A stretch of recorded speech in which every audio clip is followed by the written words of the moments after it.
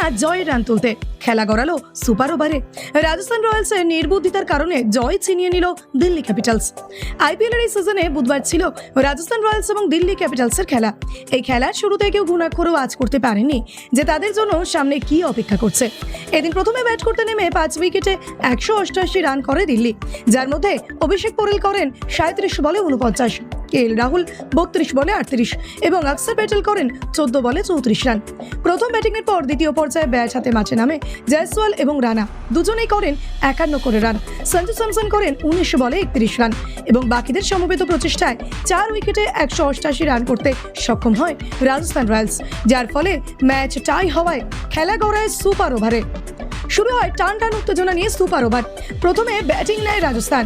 Hetmyer 4 বলে করেন 6 run, 2 বলে 4 রান করে আউট হয়ে যান রিয়ান পরাগ এবং জয়সওয়াল খাতায় খুলতে পারেননি, আউট হয়ে যান।